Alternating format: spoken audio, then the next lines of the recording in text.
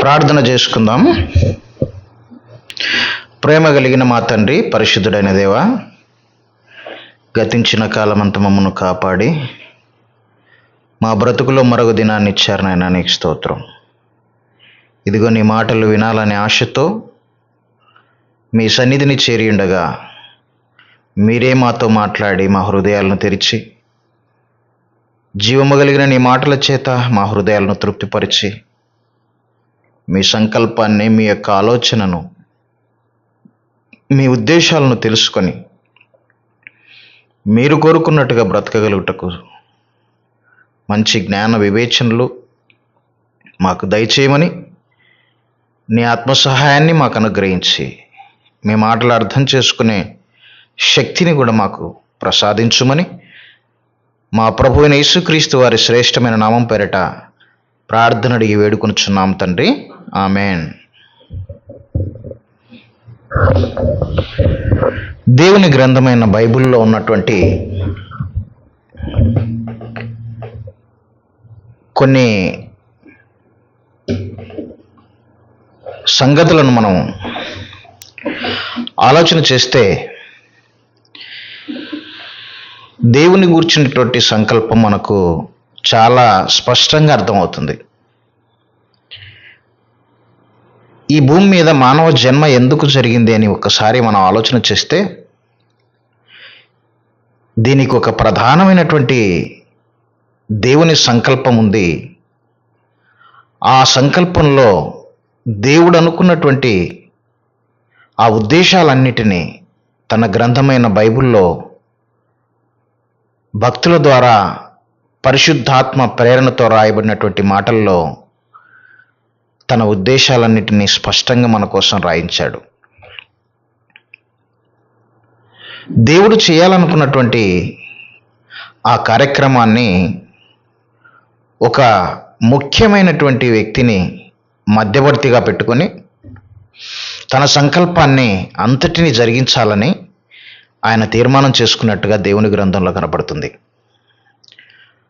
ఆ విషయాన్ని మనం చూస్తే ఎఫెసీ పత్రిక 1వ అధ్యాయం 4 నుంచి 6 వచనాల్లో ఆయన సంకల్పంలో ప్రధానమైనటువంటి వ్యక్తి, దేవునికి నరులకు మధ్యవర్తి అయినటువంటి యేసుక్రీస్తు అనేటటువంటి ఆ మహానుభావుని మనం చూడవచ్చు.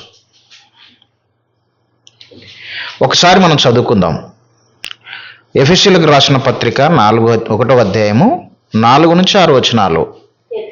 ఎట్లనగా తన ప్రియుని యందు తాను ఉచితముగా మనకు అనుగ్రహించిన తన కృపామహిమకు కీర్తి కలుగునట్లు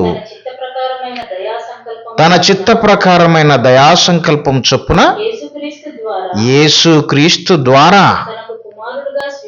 తనకు కుమారులుగా స్వీకరించుటకై మనలను ముందుగా తన కోసం నిర్ణయించుకొని మనము తన ఎదుట పరిశుద్ధులమును నిర్దోషులమునై ఉండవలనని జగత్తు పునాది వేయబడక మునుపే ప్రేమ చేత ఆయన క్రీస్తులో మనల్ని ఏర్పరచుకునెను. అర్థమైంది కదా? మనమట తన ఎదుట నిర్దోషులమును పరిశుద్ధులమునై ఉండవలనని. అంటే భూమి మీద పుట్టిన ప్రతి మనిషి దేవుని ఎదుట ఎలా ఉండాలని కోరుకుంటున్నాడు దేవుడు? పరిశుద్ధుడుగా, నిర్దోషిగా ఉండాలని. చూసావా ఎంత మంచి ఆలోచన. ఆయన పరిశుద్ధుడు గనుక మనమును పరిశుద్ధులమై ఉండవలనని దేవుడు ఇచ్ఛయించుచున్నాడు. ఇది న్యాయమా కాదా? దేవుడు తన ఆత్మను విభజించి ఈ విశ్వంలో, ఈ భూమి మీద అనేకులైనటువంటి కుమారులను కని వారు తన ఎదుట నీతిమంతులుగా, పరిశుద్ధులుగా, నిర్దోషులుగా ఉండాలని కోరుకోవడంలో ధర్మం ఉందా లేదా? ఒక్కసారి మనం ఆలోచన చేయాలి. మన గర్భాన పుట్టినటువంటి పిల్లలు మన ఎదుటగా గొప్పవాళ్ళుగా ఉండడానికి మనం ఇష్టపడుతున్నప్పుడు దేవుడు తన పిల్లలమైనటువంటి మనల్ని గొప్పగా తనలాంటి వారుగా ఉండాలని కోరుకోవడంలో ఏ విధమైనటువంటి అన్యాయం లేదు. అది ధర్మమే. ప్రతి ఒక్క తండ్రి తల్లి తన పిల్లలు కూడా అలాగే తన ఎదుట ఉండాలని కోరుకుంటున్నారని మనం చెప్పక తప్పదు. ఈ న్యాయంగా ధర్మంగా ఆయన అనుకున్నటువంటి ఆలోచనను నెరవేర్చడం కోసమే యేసుక్రీస్తు ద్వారా సమస్తాన్ని అనగా ముల్లోకాలను కలిగించాడు. మనముంటున్నటువంటి ఈ విశ్వాన్ని కూడా యేసుక్రీస్తు ద్వారానే కలిగించినట్టుగా మనకు బైబిల్లో కనబడుతుంది. కలిగిన ఏదియో ఆయన లేకుండా కలగలేదని యోహాను సువార్త 1వ అధ్యాయము 1-3 వచనాల్లో మనం చూస్తే మనకు అర్థమవుతుంది. సమస్తమును ఆయన మూలముగా కలిగెను, కలిగి ఉన్నది ఏదియో ఆయన లేకుండా కలగలేదు. ఆయన పేరే దేవుని వాక్యం.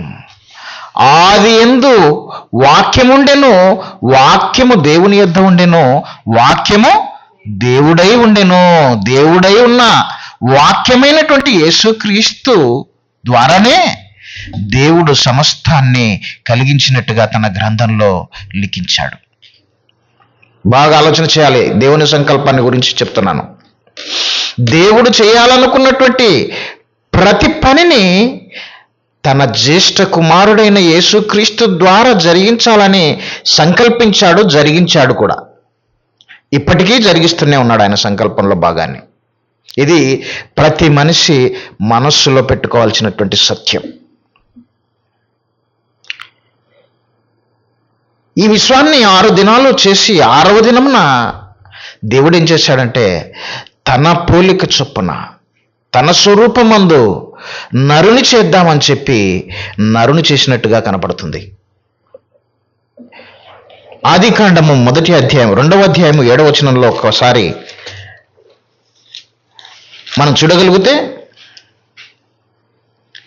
దానికి ముందు 1వ అధ్యాయము 27వ వచనంలో మనం చూడగలిగితే 26-27, దేవుడు మన స్వరూపమందు మన పోలిక చొప్పున నరులను చేయుదము, వారు సముద్రపు చేపలను, ఆకాశ పక్షులను, పశువులను, సమస్త భూమిని, భూమి మీద ప్రాకు ప్రతి జంతువును ఏలుదురుగా కని పలికెను. మనము అని మాట్లాడుతున్నాడు. అంటే అక్కడ తండ్రి అయిన దేవుడు, జ్యేష్ఠ కుమారుడైన యేసుక్రీస్తు ప్రభువారు, ఆ తర్వాత ఆయన కనినటువంటి పరిశుద్ధాత్మ దేవుళ్ళు ఉన్నారు. ఈ సంగతి చాలామందికి అర్థం కావడం లేదు. బైబిల్ పండితులమని చెప్పుకున్న వాళ్ళు కూడా ఈ ముగ్గురి మధ్య ఉన్న తేడాలను గ్రహించలేక ముగ్గురు ఒకటే అని, ముగ్గురు ఒకరిలోనే ఉన్నారని రకరకాలుగా మనుషులను, క్రైస్తవులను తప్పుడు ఉద్దేశాలతో కన్ఫ్యూజ్ చేస్తున్నటువంటి పరిస్థితి మనం చూస్తున్నాం. కానీ తండ్రి వేరు, ఆయన జ్యేష్ఠ కుమారుడైనటువంటి యేసుక్రీస్తు వేరు, ఆ తర్వాత పుట్టినటువంటి పరిశుద్ధాత్మ దేవుడు వేరని ప్రతి మనిషి తెలుసుకోవాలి. వాళ్ళు వేరువేరుగా ఉన్నారు.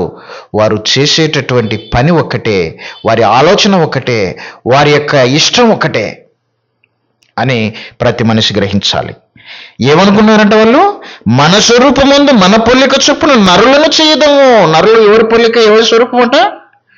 భూమి మీద పుట్టినటువంటి ప్రతి మనిషి దేవుని స్వరూపము, దేవుని పోలిక.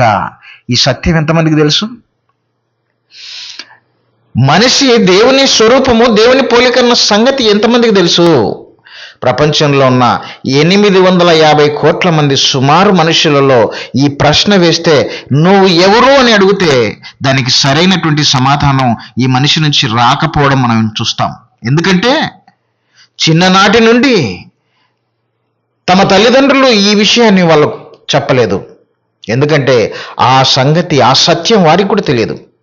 వారు వెళుతున్నటువంటి స్కూళ్ళు కానీ, వారు వెళుతున్నటువంటి కాలేజెస్ కానీ, వాళ్ళు వెళుతున్నటువంటి యూనివర్సిటీలో కానీ ఈ దేవునికి సంబంధించిన జ్ఞానాన్ని బోధించే విధానము, ఆ బోధన, ఆ సిలబస్ వాళ్ళ ఆ యూనివర్సిటీస్లో లేకపోవడం వలన ఈ మనుషులకు ఈ సత్యము ఇప్పటికీ మరుగు చేయబడి ఉన్నదని ప్రతి ఒక్కరు తెలుసుకోవాలి. నువ్వెవరో నువ్వు తెలియకపోతే ఈ భూమి మీద నువ్వు ఎలా బ్రతకగలవు? అది మనం ఆలోచన చేయాల్సింది. మనం ఎవరో మనకు తెలియకపోతే ఈ భూమి మీద ఎలా బ్రతకగలం? మన బ్రతుకుకు అర్థం ఎప్పుడు తెలుస్తుంది? మన పుట్టుక ఏంటి, మన బ్రతుకేంటి, మన చావేంటి, వీటికన్నిటికీ ఆన్సర్ మనకి ఎప్పుడు తెలుస్తుంది? మనం ఎవరో తెలిస్తే కదా. దేవుని గ్రంథం అంటుంది, బైబిల్ అంటుంది, మీరు దేవుని స్వరూపము, దేవుని పోలిక అంటుంది. ఇలాంటి మాట ఏ గ్రంథంలోనైనా మనం చూడగలమా? ఈ భూమి మీద మనుషుల చేత రాయబడిన ఏ గ్రంథంలోనైనా ఈ సత్యాన్ని మనం చూడగలమా అంటే చూడలేము. అందుకోసం ఎవరికి తెలియదు. దీనికి సమాధానం ఎవడు చెప్పలేడు. నువ్వు ఎవరు అంటే నేను మనిషిని అంటాడే తప్ప నేను దేవుని కుమారుణ్ణి అని మాత్రం మనిషి చెప్పలేకపోవడం ఎంత విచారకరమైనటువంటి సంగతో మీరు ఒక్కసారి ఆలోచన చేయాలి. ఇంత విద్య, మోడ్రన్ టెక్నాలజీని, రాతి యుగం నుంచి రాకెట్ యుగం వరకు మనిషి ఎదిగినప్పటికీ, ఇంత అద్భుతమైనటువంటి ఈ ఎడ్యుకేషన్ ఉన్నప్పటికీ నీవెవరో నీకు తెలియకపోవడం అనేది ఎంత శోచనీయమో ఒక్కసారి మనిషి ఆలోచించాలని ప్రభు పేరట మనవి చేస్తున్నాను, దేవుని పేరట. ఈ గ్రంథం చదవకపోబట్టే కదా ఈరోజు మనుషులకు ఇది తెలియదు. 27వ వచనం చూద్దాం. దేవుడు తన స్వరూపమునందు నరుని సృజించెను, దేవుని స్వరూపమందు వాని సృజించెను, స్త్రీనిగాను పురుషునిగాను వారిని సృజించెను. చూశారా? మనిషి కోతి నుండి పుట్టాడని, పరిణామం చెందాడని డాక్టర్లు సైతం ఈరోజు చెబుతున్నారంటే ఎంత బాధకరమైన విషయమో, ఎంత అజ్ఞానంతో కూడుకున్నటువంటి మాటలో మీరు ఒక్కసారి ఆలోచన చేయాలని దేవుని పేరట మీకు మనవి చేస్తున్నాను. ఈరోజు శాస్త్రవేత్తలని, తత్వవేత్తలని, డాక్టర్స్ని, ఇంజనీర్లని, మనుషులను గొప్పగా ఎంచుకుంటున్నటువంటి ఈ మానవ జాతికి మనిషి దేవుని స్వరూపము, దేవుని పోలిక అన్న సంగతి తెలియకపోతే ఆ బ్రతుకు ఎంత అర్థవంతంగా ఉంటుందో మీరే ఆలోచన చేయండి. మనం కోతి నుండి పుట్టామని చెప్పుకునే పరిస్థితి వచ్చిందంటే కోతి నుండి పుట్టినటువంటి మనిషి ఇక ఏం తెలుసుకుంటాడు? ఈ విశ్వంలో పుట్టినటువంటి ప్రతి జీవరాశి కంటే ఎంతో శ్రేష్టమైన జన్మ మనది, మానవ జన్మ. ఈ సృష్టిలో మనం రాజుగా, ఏలికగా, ఒక దేవునిగానే దేవుడు మనల్ని ఈ విశ్వంలో పెట్టాడంటే సందేహం లేదు. ఎందుకంటే మన కాళ్ళ కింద భూమిని ఉంచాడు. ప్రతి జీవరాశిని మనకు లోబడేటట్టుగా దేవుడు శాసించి తన కుమారునికి సేవ చేయడం కోసం ఈ ప్రకృతినంతా శాసించినట్టుగా, అది మనకు సేవ చేస్తున్నట్టుగా మనం చూడగలం. ఒక సూర్యుడు కానీ, ఒక భూమి కానీ, ఒక చంద్రుడు కానీ, విశ్వంలో ఉన్న నక్షత్రాలు కానీ, ఈ విశ్వంలో ఉన్న సమస్తం మనిషి సేవ కోసమే పనిచేస్తుంది అని, ఎల్లప్పుడూ ఆ సేవలోనే, మనుషుల సేవలోనే నిమగ్నమై ఉందన్న సంగతిని మనం గ్రహించగలము. నీకెందుకు సేవ చేయాలి? ఇది ఈ సూర్యుడు నీకెందుకు సేవ చేయాలి? ఈ భూమి నీకెందుకు పంటలు పండించాలి? మేఘాలు ఎందుకు వర్షించాలి సముద్రంలో నుంచి నీటి ఆవిరి పైకి వెళ్ళి? దీన్ని జరిగించేవాడు ఎవరు? నీకు ఇన్ని రకాలుగా ఈ ప్రకృతి సేవ చేస్తుందంటే ఈ ప్రకృతిలో నువ్వు ఎవరో ఒక ప్రత్యేకమైనటువంటి శ్రేష్టమైనటువంటి వ్యక్తివని దీన్ని బట్టి మనం చెప్పగలం. ఎవరు నువ్వు అంటే దేవుని గ్రంథం ఏం తెలియజేస్తుందో తెలుసా? నువ్వు దేవుని కుమారునివి, కుమార్తె అంటున్నాడు. వారిని స్త్రీనిగాను పురుషునిగాను చేసిను అంటాడు. చూసావా? కోతి నుండి మనిషి పుట్టాడన్న మాటకు, దేవుని నుండి మనిషి పుట్టాడన్న మాటకు ఎంత తేడా ఉందో మీరు ఆలోచన చేయండి. ఎంత అవమానం! కోతి నుండి నేను పుట్టానని చెప్పుకోవడానికి ఎంత అవమానం అది! దాని శరీరం వేరు, దాని రక్తం వేరు, దాని అవయవాలు వేరు, దాని బ్రతుకు వేరు, దాని క్యారెక్టర్ వేరు, దాని స్వభావం అంతా వేరే. దానికి పుట్టానని, దాని ద్వారా నేను వచ్చానని, పరిణామం చెందానని చెప్పుకోవడం ఎంత అవమానం అది మానవ జాతికి. అలాగైతే కోతులు ఏవి ఉండకూడదు కదా. ఇప్పుడు కనీస జ్ఞానం లేకుండా డాక్టర్లు సైతం కూడా అనాలోచనగా మాట్లాడుతున్నారంటే మీరు ఒక్కసారి ఆలోచించాలని దేవుని పేరట మనవి చేస్తున్నాను. కనుక మానవ జన్మ దేవుని వలన కలిగింది. మనమంతా సాక్షాత్తు దేవుని సంతానము, దేవుని కుమారులము, కుమార్తెలమై ఉన్నామని చెప్పి దేవుని గ్రంథం సెలవిస్తుంది. మనమనగా దేవుని ఈ కనిపించే ఈ ఆకారమే కాదు, ఈ ఆకారాన్ని, ఈ దేహాన్ని నడిపించే శక్తి అనగా లోపల ఉన్నటువంటి ఆత్మల అన్న సంగతిని మీరు గ్రహించాలి. దేవుడు ఆత్మ. ఆయన నుండి విడిపోయిన ఆత్మలంగా శరీరాలలో మనం నివసిస్తున్నామని ప్రతి మనిషి గ్రహించాలి. అనగా దేవుని ఆత్మ విడిపోయి ఈరోజు 850 కోట్ల మంది ఆత్మలుగా ఈ భూమి మీద నివాసం చేస్తున్నారంటే చాలా ఆశ్చర్యంగా ఉంటుంది. అర్థమవుతుందా?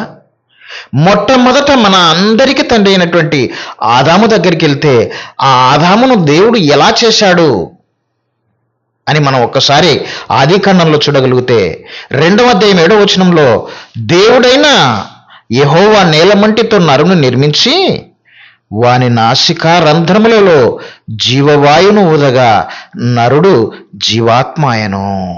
చూసారా?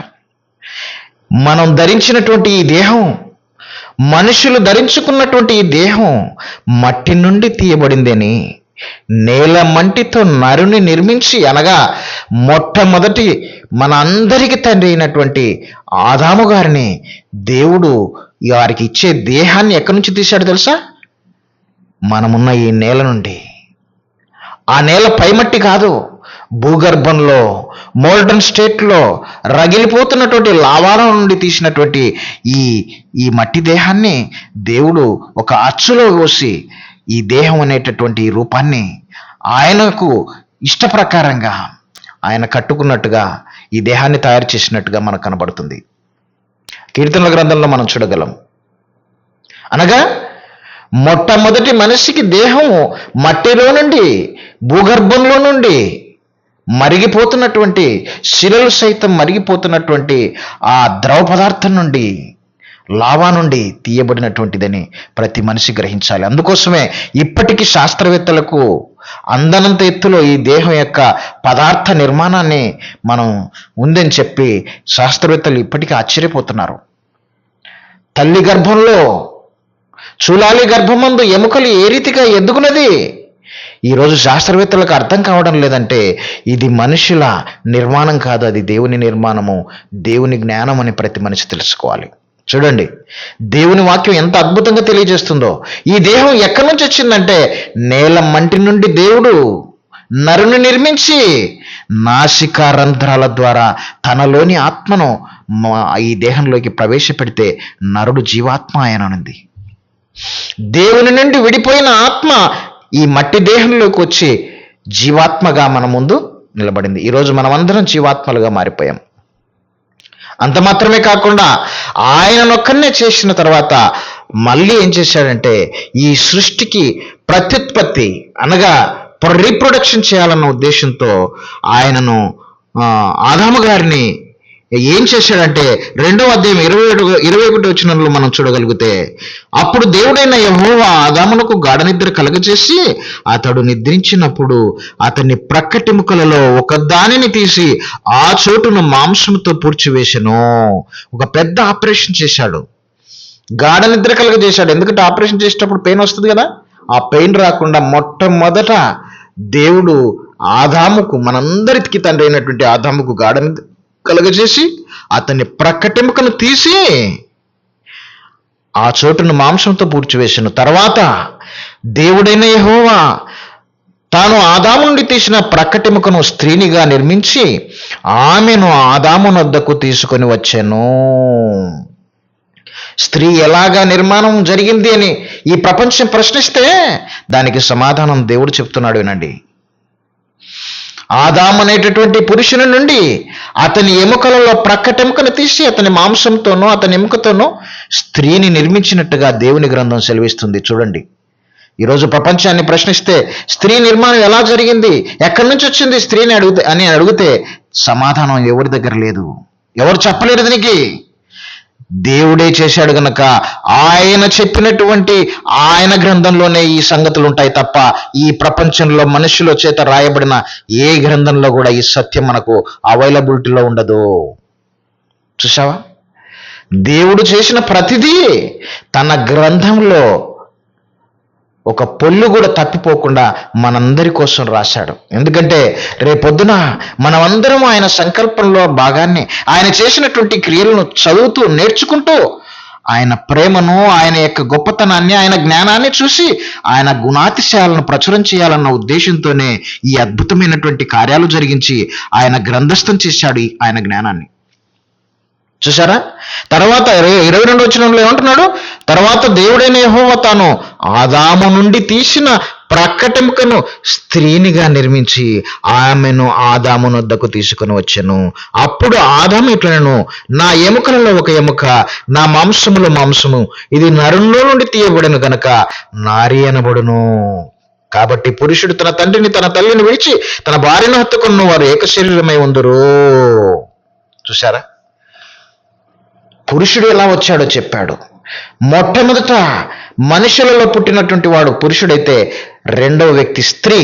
ఆ స్త్రీని కూడా దేవుడు ఆదాము నుండి, పురుషుని నుండి తీశాడు. ఎంత అద్భుతంగా ఉంది చూడు దేవుని యొక్క సృష్టి. ఇలాంటి జ్ఞానాన్ని మనం ఏ గ్రంథంలోనైనా చూడగలమా? ఈ ప్రపంచంలో రాయబడిన ఏ శాస్త్రవేత్తలు చెప్పారు ఈ జ్ఞానాన్ని మనకు?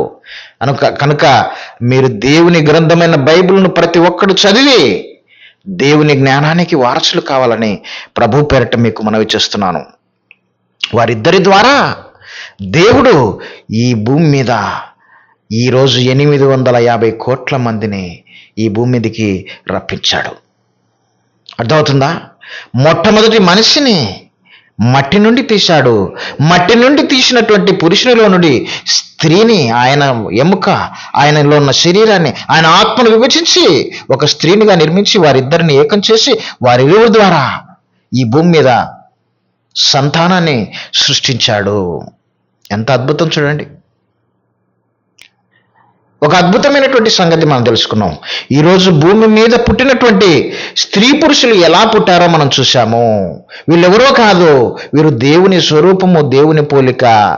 వారిని స్త్రీనిగాను పురుషునిగాను నిర్మించానని చెప్పి మనం మొదటి అధ్యాయంలో చూసాం, 26-27లో. అర్థమవుతుందా? ఇకపోతే నిర్మించబడినటువంటి వీరిరువురు ఈ భూమి మీద ఏం చేయాలని ఆయన కోరుకున్నాడు అనేది మనం మొట్టమొదటినే చదివాము. మనము తన ఎదుట పరిశుద్ధులమును నిర్దోషులమునై ఉండవలనని జగత్తు పునాది వేయబడక మునుపే క్రీస్తులో ప్రేమ చేత మనల్ని ఏర్పరచుకొనెను. మన తండ్రి క్రీస్తులో ప్రేమ చేత మనలను ఏర్పరచుకొనెను. మీకు బాగా అర్థం కావాలి. దేవుడు ఏది చేసినా యేసుక్రీస్తు ద్వారానే చేస్తున్నాడని మీకు ముందరనే చెప్పాను.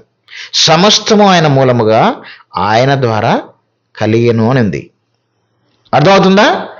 ఈ సృష్టి కలిగింది యేసుక్రీస్తు ద్వారా, ఈ భూమి కలిగింది యేసుక్రీస్తు ద్వారా. ఆ భూమిలో ఉన్నటువంటి మట్టి నుండి మానవ దేహం కలిగింది యేసుక్రీస్తు ద్వారా మనం తెలుసుకోవాలి. ఈ దేహం యేసుక్రీస్తు ప్రభు ద్వారా కలిగితే దేవుడు తనలోని ఆత్మను ఏం చేశాడంటే ఈ దేహమైనటువంటి ఈ శరీరంలోకి తన ఆత్మను ప్రవేశపెట్టి తనకు కుమారునిగా ఈ భూమి మీద నిలబెట్టాడు. అర్థమవుతుందా మీకు? యేసుక్రీస్తు ద్వారా, అర్థమవుతుందా?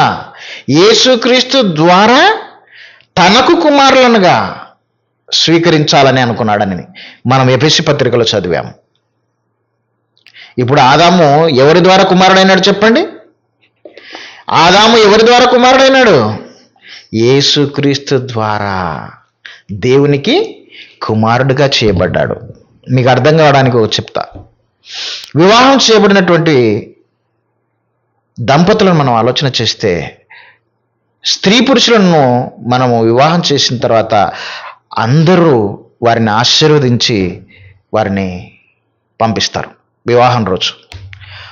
వారిరువు ద్వారా పుట్టబోయేటటువంటి పిల్లల విషయంలో మనం ఆలోచన చేస్తే వారిరువు ద్వారానే పుట్టబోయే ప్రతి బిడ్డ వారి రూపంలో వారి రక్త మాంసాలు పంచుకొని తండ్రి నుండి ఆత్మ తల్లిలోనికి వెళ్ళి ఆ తల్లిలో శరీరాన్ని ధరించుకొని ఈ భూమి మీదకి రంగప్రవేశం ప్రతి ఒక్క బిడ్డ చేస్తున్నాడు. అవునా కాదు? మీరు బాగా ఆలోచన చేయండి.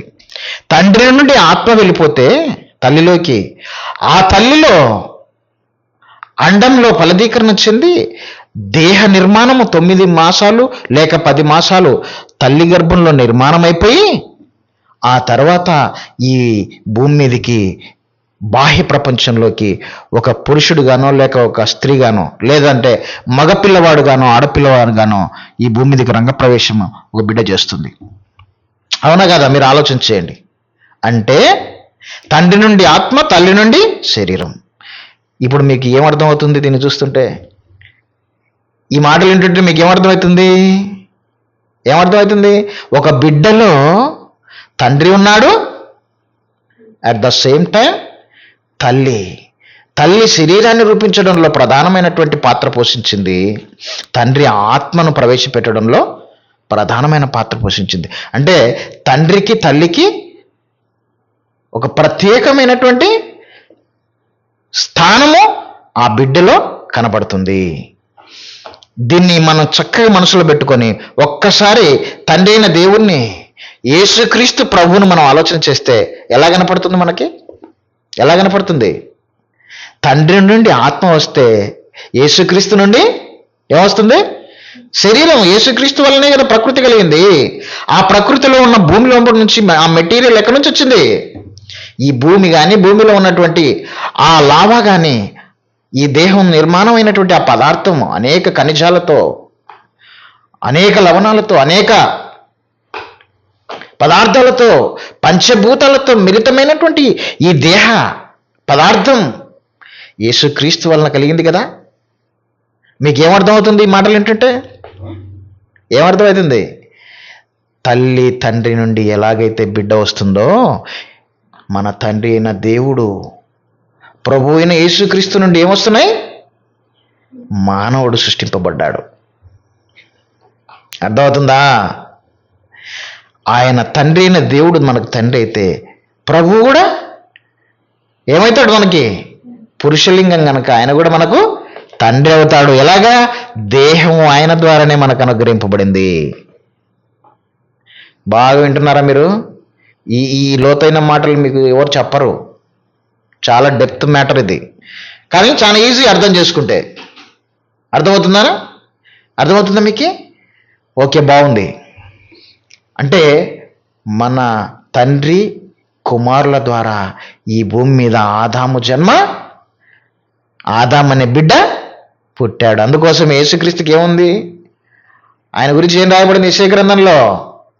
ఆయన ఆశ్చర్యకరుడు, ఆలోచనకర్త, బలవంతుడైన దేవుడు, నిత్యుడగు తండ్రి. మానవాళికి యేసుక్రీస్తు ఏమవుతాడు ఇప్పుడు చెప్పండి? ఈ దేహం ఆయన వల్లనే కదా వచ్చింది. కన్న తల్లికి తల్లి అని బిడ్డ అంటుందంటే స్త్రీలింగం కాబట్టి తల్లి అంటుంది. అదే తండ్రి పురుషలింగం అయితే ఏమనాలా?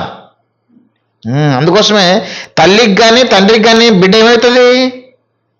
బిడ్డ అవుతుంది. అర్థమవుతుందా? అందుకోసం ఎవరన్నా అడిగితే ఎవరమ్మా ఇమ్మంటే, ఈ అమ్మాయి ఎవరమ్మంటే ఏం చెప్తారు? తండ్రి అయినా అదే మాట చెప్తాడు, తల్లి అయినా నా కూతురండి, నా కొడుకు అండి అంటాం. అంటే నీకు ఒక్కనికే కదా కొడుకు కావాల్సింది, నీకు ఎట్లా? నేను గర్భంలో నా దేహాన్ని, ఆ బిడ్డ దేహాన్ని నేను ఇచ్చాను కనుక నాకు అర్హత దేవుడు ఇచ్చాడు. అర్థమవుతుందా? నా బిడ్డ, నా కూతురు, నా కొడుకు అని ఎలా చెప్పగలుగుతుంది తల్లి కూడా? ఆత్మను పంచకపోయిన దేహాన్ని బట్టి ఆ ఆత్మ ఉండడానికి ఒక ఇంటిని నిర్మాణం చేయడానికి దేవుడు ఆమె గర్భాన్ని వాడుకున్నందుకు దేవుడు ఆమెకి ఇచ్చినటువంటి స్థానం ఏం తెలుసా? తల్లి స్థానం. అర్థమవుతుందా? అంటే బిడ్డకు తల్లి అయిందని.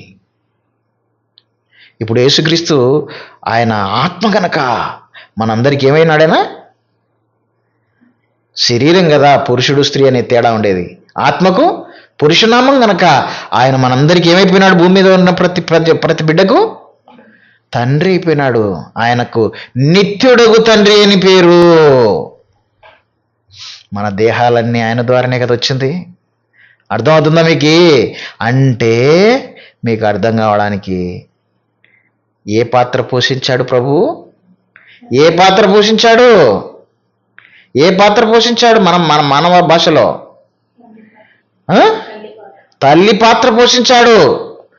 ఆత్మైన దేవుడు, పురుషమ నామము కనుక ఆయనకు ఈ లైంగికమైనటువంటి పేర్లు ఉండవు కనుక ఆత్మకు ఆయన తల్లి పాత్ర, మనకు అర్థం కావడానికి చెప్తున్నాను నేను, తల్లి పాత్రను పోషించాడు. ఇప్పుడు మీకు అర్థమవుతుందా? దేవుడు ఆదామును అవ్వను దీవించి ఆశీర్వదించితే వాళ్ళ గర్భవాసం నుంచి బిడ్డలు పుట్టారు. ఇప్పుడు దేవుడు తన కుమారుడైనటువంటి యేసుక్రీస్తు ద్వారా ఇరువురి ద్వారా ఈ భూమి మీదకి ఎవరు వస్తున్నారు? మనుషుల జననము, మనుషుల నడిపింపు, మనుషుల సృష్టి జరిగింది. అర్థమవుతుందా? మనుషుల సృష్టి తండ్రి కుమారుల కలయిక ద్వారా మానవ జన్మ ఈ భూమి మీద జరిగింది. అనగా ఎఫెసీ పత్రిక 1వ అధ్యాయం 4-6 వచనాల్లో ఉన్నటువంటి మాటలు మీకు అర్థమైనా లేదా? ఇప్పుడు క్లారిటీ ఉందా లేదా? యేసుక్రీస్తు ప్రభు తల్లి పాత్ర పోషించాడు, తెలుసా? అర్థమవుతుందా మీకు? ఈ భూమి మీద తల్లికి ఎక్కువ గౌరవాన్ని ఇస్తారు. ఎందుకు తెలుసా? పురుషుని కంటే, తండ్రి కంటే తల్లికి ఎక్కువ గౌరవాన్ని ఇస్తారు. ఎందుకు చెప్పండి? ఎందుకు చెప్పండి? ఆమె పాత్ర అంత గొప్పది, ఆమె చేసిన పని అంత గొప్పది కనుక. అర్థమవుతుందా మీకు? తల్లి గురించి ఎన్నో పాటలు వచ్చాయి, కానీ తండ్రి గురించి చాలా తక్కువ. తండ్రి వెన్నెముకలాగా కనపడకుండా ఉంటాడు, కానీ అన్నిటికీ మూలం ఆయన్నే, కానీ కనపడేది మాత్రం తల్లే. ఎందుకో తెలుసా? ఆమె గర్భంలో పడినది మొదలుకొని 9-10 మాసాలు మానవ దేహ నిర్మాణానికి ఆమె గర్భం ఒక ఇండస్ట్రీగా, మానవ దేహాలు తయారు చేయబడేటటువంటి ఒక కర్మాగారంగా దేవుడు చేశాడు గనక ఆమె ఎన్నో కష్టాలకు, ఎన్నో బాధలకు, ఎన్నో ఇబ్బందులకు గురవుతుంది. అప్పటి నుంచి పురుషునికి ఏ ఇబ్బంది లేదు. బాగా ఆలోచించేయండి నాన్న. స్త్రీకి కష్టాలు అనేది మొదలవుతాయి బిడ్డ కడుపులో పడగానే. ఆమె ఇష్టం వచ్చినట్టు ఏది పడితే అది తినకూడదు, ఏదంటే అది తాగకూడదు, ఎలాగంటే అలా పడుకోకూడదు, బరువులు ఎత్తకూడదు, భారమైనటువంటి పనులు చేయకూడదు. ఎందుకో తెలుసా? కడుపులో బిడ్డ పడింది. అర్థమవుతుందా? ఎన్నో కష్టాలు, ఎన్నో బాధలు, ఎన్నో ఇబ్బందులు ఎదుర్కొంటూ ఏది తినాలనో అది తినాలి, ఏది తాగాలనో అది తాగాలి, ఎలా పడుకోవాలనో అలా పడుకోవాలి. అంటే స్త్రీకి కష్టాలు మొదలైనవి బిడ్డను నిర్మాణం జరగడానికి. అర్థమవుతుందా? అర్థమవుతుందా? అందుకోసమే 9-10 మాసాలు ఆమె ఇంత కడుపు పెట్టుకొని మోసుకుంటూ అన్ని బాధలు అనుభవించుకుంటూ ప్రసవ వేదన పడిన రోజున ఆమె మరొక జన్మ ఎత్తినట్టుగా ఉంటుంది. ఇప్పుడున్న స్త్రీలకు అది తెలియదులే, గతంలో ఉన్నటువంటి స్త్రీలకు అది తెలుసు, పాత మనుషులకు తెలుసు ఇవన్నీ. ఇప్పుడున్న స్త్రీలు అంతా సిజేరియన్ కాబట్టి వాళ్ళకి ఆ ప్రసవ వేదన అంటే ఏందో తెలియదు. వాళ్ళకు ప్రసవ వేదన పడిన వాళ్ళకు ఆ బాధ ఎట్టుంటుందో వాళ్ళు చెప్తే, ఇది మాకు మరొక జన్మ అండి అని అంటారు. అంటే అంత కష్టంగా ఒక బిడ్డని ఈ లోకంలోనికి తీసుకొని వచ్చేటప్పుడు ఆమె అంత వేదనకు గురవుతుంది. ప్రసవ వేదన అన్నారు. అందుకోసమే చాలా కష్టమైనటువంటి పని అది. స్త్రీకి మరణవంత బలవంతమైనటువంటిది అది. ప్రేమతో తన బిడ్డను కన్న తర్వాత అంత బాధపడి కన్న తల్లి ఒక్కసారిగా బిడ్డ బయటకు వస్తేనే ఆ రక్తపు మడుగులో ఉన్న ఆ బిడ్డను కౌగలించుకొని ముద్దు పెట్టుకొని తన రొమ్ము కానించుకొని పాలిస్తుందంటే ఆ ప్రేమ ముందర ఆ ప్రసవ వేదన మర్చిపోయింది. లోకంలో నాకంటూ ఒక బిడ్డ పుట్టాడని నన్ను తల్లి అమ్మా అని పిలిచేటటువంటి ఒక రూపం వచ్చిందని చెప్పి ఆ ప్రేమ ముందు ఆమె పడినటువంటి ప్రసవ వేదన మర్చిపోతుంది. అవునా కాదా? మీరు ఒకసారి ఆలోచించేయండి. ఇలా చేస్తారా లేదా ఆడపిల్లలు? బిడ్డల కన్నా తర్వాత ఆ రక్తపు మడుగులో ఆ విధమైనటువంటి ఆ బిడ్డను తీసుకొని హత్తుకొని ముద్దు పెట్టుకొని వెంటనే ఆ బిడ్డ కెవ్వున ఏడ్చగానే రొమ్ముకు ఆనించుకొని పాలనిస్తుందంటే ఆ ప్రేమకు ఏమిచ్చి మన రుణం తీర్చుకోగలం? చూసావా? తల్లికి ఎందుకు ప్రాధాన్యత ఎందుకు పెరిగిందో, తల్లికి ఎందుకు గౌరవం పెరిగిందో దీన్ని బట్టి మనకు అర్థం కావాలి. ఆమె చేసినటువంటి క్రియలను బట్టి, ఆమె కష్టాన్ని బట్టి, ఆమె ప్రయాసని బట్టి స్త్రీకి గౌరవము మనుషుల మధ్య గొప్పగా దేవుడిచ్చాడు. చాలామంది ఈ స్త్రీలకు ఈ జ్ఞానం లేకపోవడం వల్ల ఏమనుకుంటున్నారు తెలుసా? ఏం దేవుడు, దేవుడు మాకు లేనిపోని సమస్యలలో పెట్టి ఈ బాధలలో పెట్టాడని చెప్పి జ్ఞానం లేని కొందరు స్త్రీలు అనుకోవడం మనం చూస్తున్నాం. ఈరోజు పిల్లలు కనడానికి ఇష్టపడతలేరు, పెళ్ళిళ్ళు చేసుకోవడానికి ఇష్టపడతలేరు. కారణం ఏంటంటే దేవుని యొక్క సంకల్పం వాళ్ళకు తెలియదు, బిడ్డల విలువ వాళ్ళకు తెలియదు, దేవుడు ఏర్పాటు చేసినటువంటి స్త్రీ పురుషుల బంధం యొక్క పవిత్రత వాళ్ళకు తెలియదు. అది అందులో ఉన్న ప్రేమ ఎంత పవిత్రమైనది, ఎంత అద్భుతమైనటువంటిది. ఆ బంధం విలువ తెలిసిన వాళ్ళు ఎప్పుడే కానీ దేవుని సృష్టిని కానీ ఆయన ఇచ్చిన పాత్రను కానీ కించపరిచేటటువంటి ధైర్యం ఎవడు చేయలేడు. నీకెంత కష్టాన్ని పెట్టాడో అంత గౌరవాన్ని కూడా ఈ సమాజంలో పెట్టలేదా నీకు? ఈరోజు స్త్రీ గురించి గొప్పగా మాట్లాడు ప్రతి పురుషుడు. ఆ గౌరవం నీకు ఊకొచ్చిందా? కష్టపడినందుకు, దేవుడు నీకు ఆ పాత్ర ఇచ్చినందుకు కదా ఈ గౌరవం నీకు దక్కింది. అర్థమవుతుందా?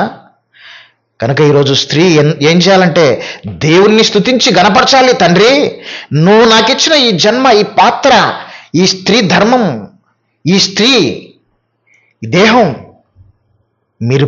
మీరు మాకు పెట్టినటువంటి ఒక అద్భుతమైనటువంటి రూపం నాయన. దీన్ని ఇవ్వబట్టే కదా, ఈ పాత్ర మేము పోషించబట్టే కదా ఈ సమాజంలోకి మాకు ఇంత గౌరవము, ఇంత మర్యాద దక్కిందని చెప్పి ప్రతి దినము దేవుణ్ణి మహిపరచాల్సింది పోయి కొందరు స్త్రీలు ఈరోజు దేవుణ్ణి అవమానకరంగా, ఆయన్ను ఘోరంగా మాట్లాడుతున్నారు. నేను చదివాను పత్రికల్లో. ఆడజన్మను గురించి వాళ్ళు ఎంత అసహ్యంగా మాట్లాడారంటే దేవుణ్ణి తప్పన్నటువంటి మాటలతో మాట్లాడితే నా మనస్సు కృంగిపోయింది ఆ రోజు. ఈ సంగతులు మీకు అందరికీ తెలియచేయాలని ఈరోజు దేవుడు నన్ను ప్రేరేపించి ఈ మాటలు మాట్లాడిస్తున్నాడు. కనుక దేవుడిచ్చిన ఏ పాత్ర అయినా కానీ దాన్ని గొప్పగా భావించి దేవునికి స్తోత్రం చెల్లించి ఆయన ఇచ్చినటువంటి పాత్రకు మనం న్యాయం చేయాల్సినటువంటి బాధ్యత, అవసరత ఎంతైనా మన మీద ఉంది.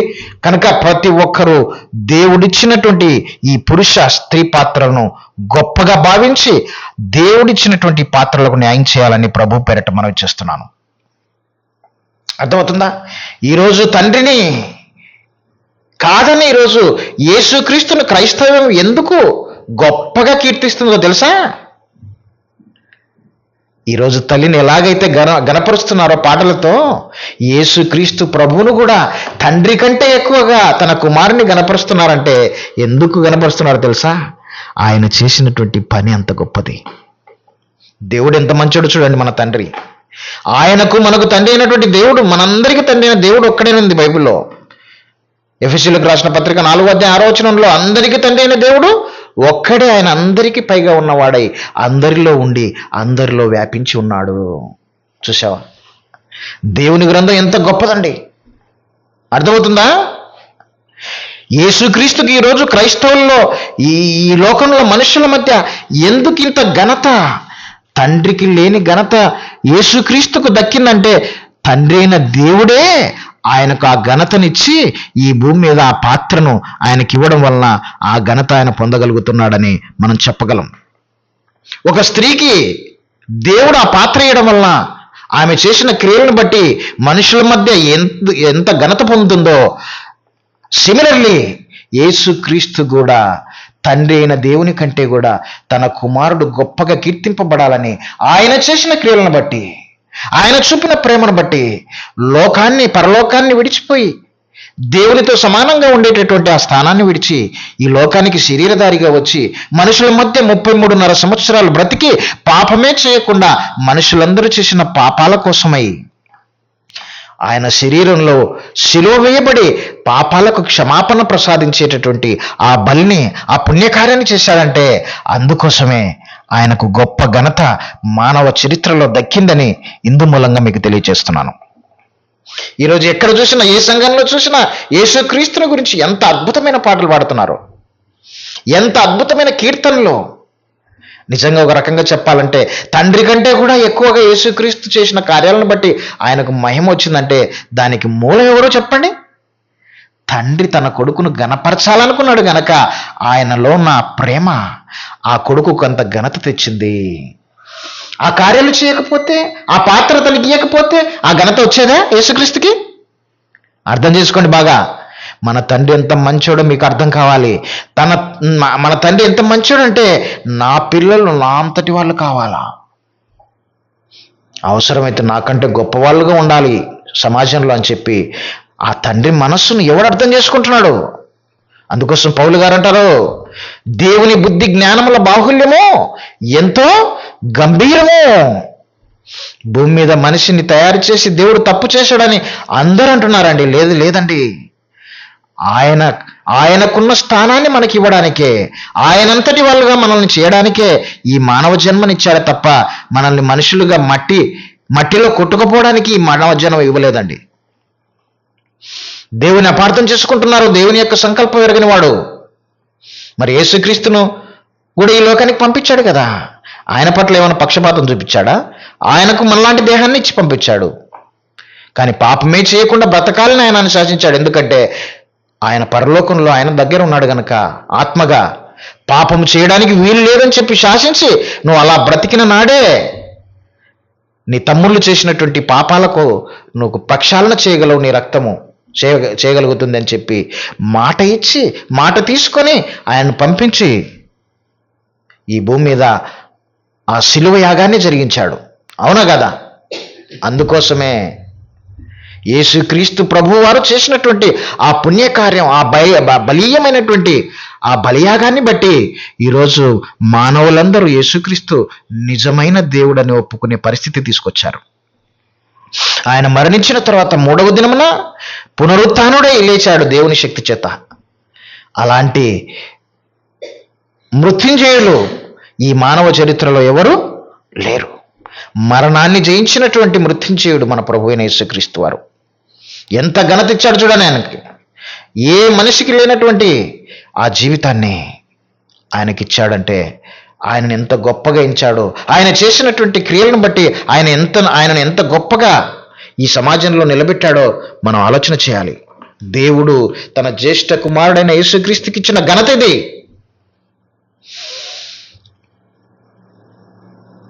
ఒక పురుషుడు స్త్రీ ద్వారా ఈరోజు భూమి మీదకి మనిషి జన్మ ఎలాగైతే జరిగిందో, తండ్రి కుమారుడైన యేసుక్రీస్తు ద్వారా మొట్టమొదటి ఆదాము జన్మ జరిగింది. ఆ ఆదాము ద్వారా స్త్రీని నిర్మించి వారిరువు ద్వారానే ఈ భూమి మీద పుట్టినటువంటి ప్రతి మనిషిని దేవుడు కలిగించాడని చెప్పి దేవుని గ్రంథం సెలవిస్తుంది.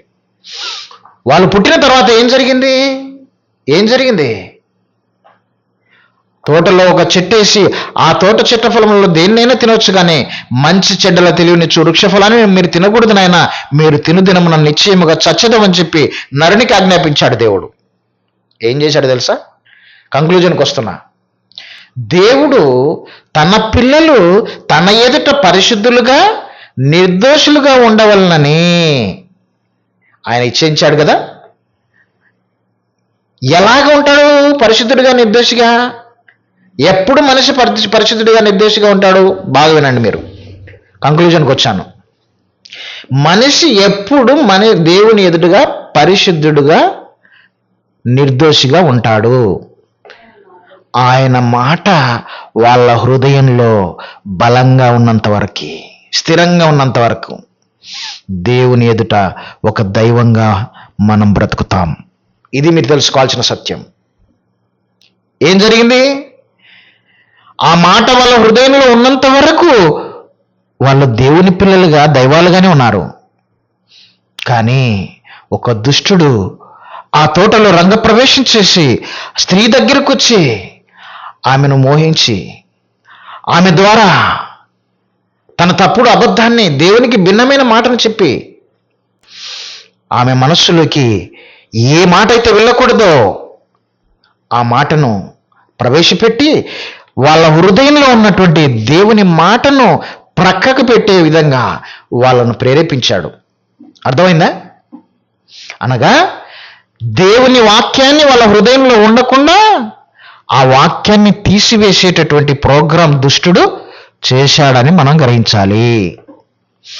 ఎప్పుడు మనిషి దేవుని ఎదురుగా దుష్టుడుగా మారిపోతాడు తెలుసా? ఎప్పుడు మనిషి దేవుని ఎదుట పరిశుద్ధుడిగా నిర్దోషుడిగా ఉన్న వ్యక్తి దుష్టుడిగా ఎప్పుడు మారుతాడు తెలుసా? దుష్టుని మాట విని, అపవిత్రమైన మాట విని, అబద్ధాన్ని విని, సత్యమును కాకుండా అబద్ధాన్ని నమ్మి దేవుడు చెప్పినటువంటి సత్యమైనటువంటి ఆయన మాటను ఎప్పుడైతే అతిక్రమిస్తాడో, ప్రక్కకు పెడతాడో, అప్పుడే మనిషి దేవుని ఎదుట ఏమైపోతాడు? ఏమైపోతాడు? దుష్టుడిగా మారిపోతాడు. మారిపోయిందా లేదా మన తల్లి? మారిపోయిందా లేదా? దుష్టుని మాట, అబద్ధాన్ని వినింది, దేవుని సత్యాన్ని తన మనసులో నుంచి పక్కకు పెట్టేసింది. అబద్ధం తన హృదయంలోకి తీసుకొని దుష్టురాలుగా మారిపోయింది. చూసావా? మీకు మూలం చెప్తున్నాను. మనుషులు దేవునికి ఎలా దూరం అయిపోతారో చెప్తున్నాను. దేవుడు పడిన కష్టం, దేవుడు పడిన ప్రయాస, దేవుని సంకల్పం అంతా ఏమైపోయింది? ఒక్కసారిగా నిర్వీర్యమైపోయింది. ఎవరి వలన? ఆది తల్లి అయినటువంటి హవ్వమ్మ వలన. దేవుని వాక్యానికి వారి హృదయంలో నుంచి చోటు లేకుండా పోయింది. తద్వారా వాళ్ళ హృదయంలో నుంచి దేవుడు వెళ్ళిపోయాడు. దేవునికి దూరం అయిపోయారు. దుష్టురాలుగా మారిపోయింది. ఆది తల్లి దుష్టురాలుగా మారిపోయింది. తినవద్దని చెప్పిన ఆ పండు తినింది. కొన్నిటిని తీసుకుని వచ్చి తన భర్తకిస్తే ఆయన తిన్నాడు.